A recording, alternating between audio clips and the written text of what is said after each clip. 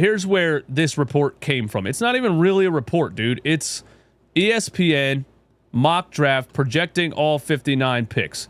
It's not really a report. It's just that right down on number 3 where they talk about the 76ers, Ace Bailey Rutgers, that's who they're projecting the 76ers pick. He says this in one paragraph. This is it. This is the whole report. It's in a mock draft. He randomly says, some teams expect the Sixers to be active in trade conversations with names such as Kevin Durant and Lauri Markkanen as potential targets in packages that could include Paul George and the number 3 pick. Sixers president of basketball operations has made a career of being active and aggressive on the trade front, but historically, it's rare to see a top 3 pick traded. I still don't see it. I still don't see it. I don't see it.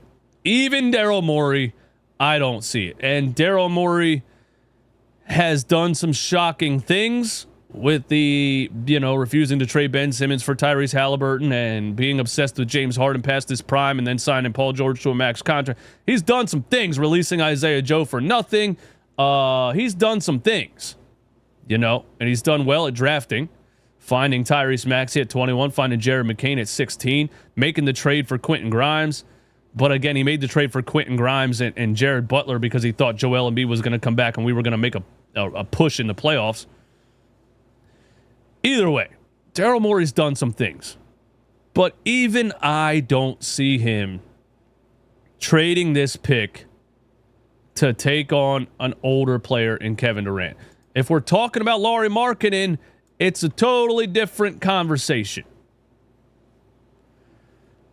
First thing I want to say about Lauri Markkanen is insanely overrated.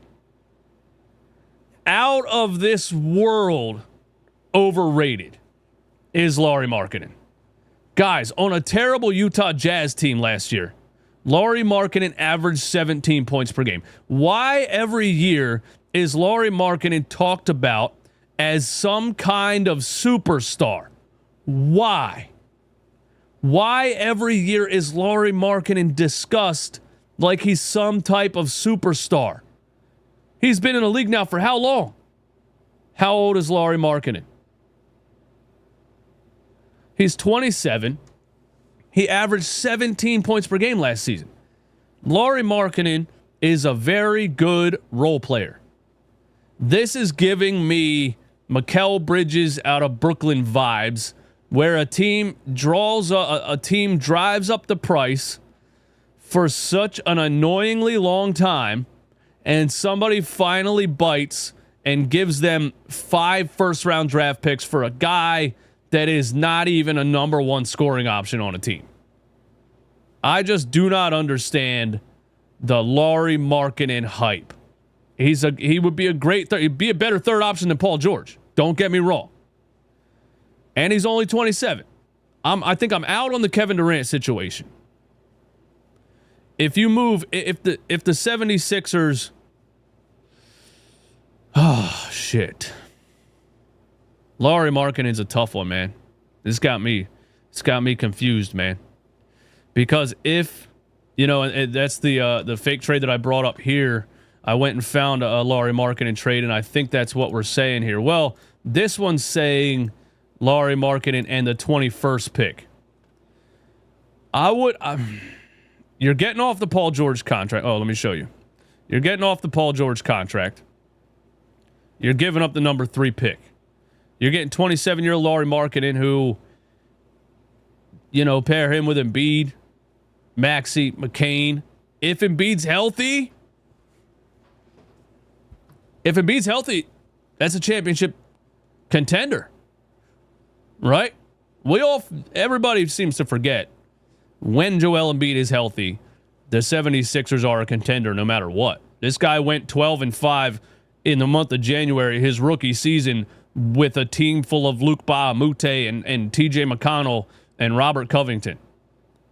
Healthy Joel Embiid is a game changer completely. And then you got Maxey, McCain, Grimes, and you add Lauri Markkanen.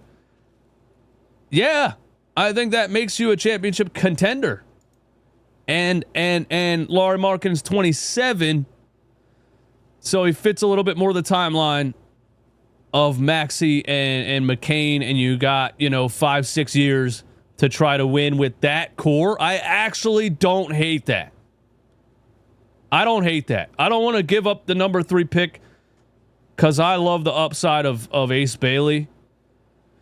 But if you get Paul George the hell out of here, you get Lauri Markkanen, you're moving back to 21 in this scenario.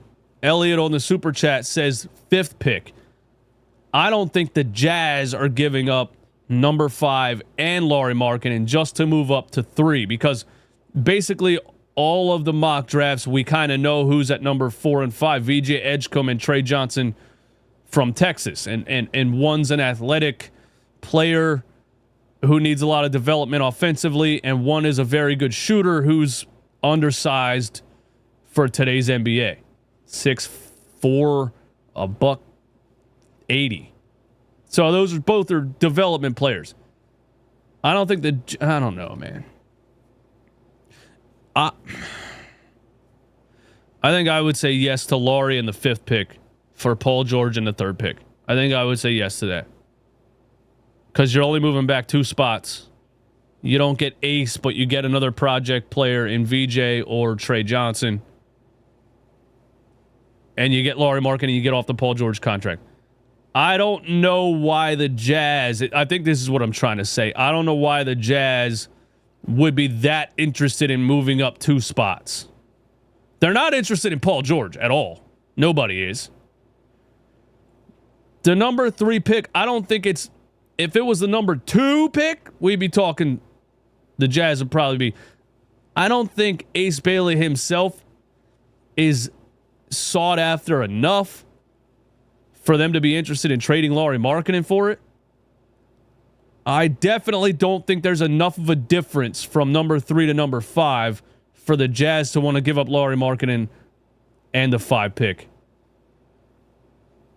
That's what I think. But I think as the Sixers, I think I would do it, man. I think I would do it because I don't want to watch Paul George play. I don't want to hear his stupid podcast anymore. And